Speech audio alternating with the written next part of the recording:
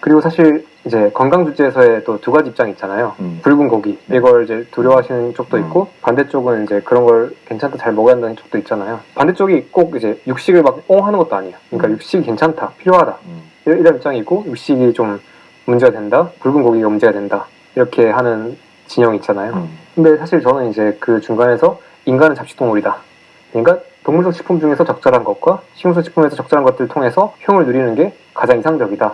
그런데 각자마다 맞는 게 좀 차이가 있을 수 있다. 하지만 우리가 지금까지 나온 정보를 바탕으로 봤을 때는 붉은 고기든 콜레스테롤이든 포화지방산이 많은 음식이든 이것들을 끊을 근거는 저는 아직 설득이 안 된다.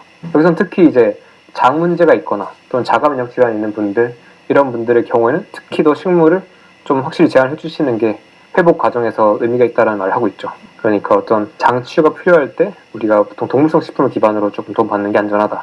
그리고 그 동물성 식품을 단순히 근육이나 이런 살코기만 먹는 게 아니라 전체 진짜 노즈 투 테일 머리부터 발끝까지 다. 그래서 어떻게 보면 우리가 어렸을 때부터 우리 한국 사회에서 먹었던 거 있잖아요. 뭐 닭발, 속꼬리, 그러니까 이런 연골, 도가니 우리가 건강 챙길 때 옛날에 먹었던 애들 있죠. 걔들이 사실 선조들의 지혜일 수도 있다는 생각이 듭니다. 그러니까 우리는 옛날에는 사실 스테이크만 먹는 게 아니잖아요. 또는 옛날에 원시시대 사회에 대한 또 기록들을 보면 사냥을 했을 때 내장을 가장 먼저 나눠 먹어요. 사냥을 딱 하고 나서 나눕니다.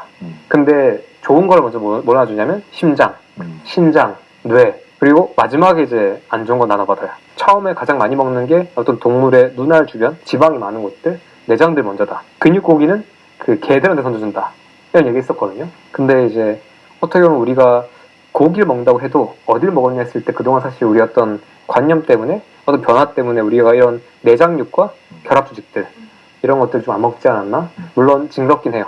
저도 지금 이렇게 낯설고 어렵긴 해요. 우리가 동물로서 필요한 재료들을 가지고 올 때 물론 식물에 있는 친구들은 제가 보기엔 어떤 청소, 회복, 항산화 이런 데 도움이 되는 것들이 많은 것 같아요.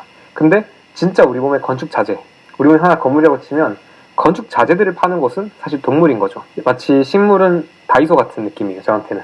그러니까 거기 청소 연구도 있고 이렇게 깨끗해지게 한 만든 연구가 있긴 한데 또는 인테리어 제품도 있고 하지만 건물을 지으려면 사실 우리는 다이소가 아니라 이런 건축 자재 찾아가야 되잖아요. 그래서 어쩌면 그런 의미로서 이런 동물을 홀 전체로 먹는 것 물론 지금 이제 영상을 보시는 분들이 불편하실 거예요.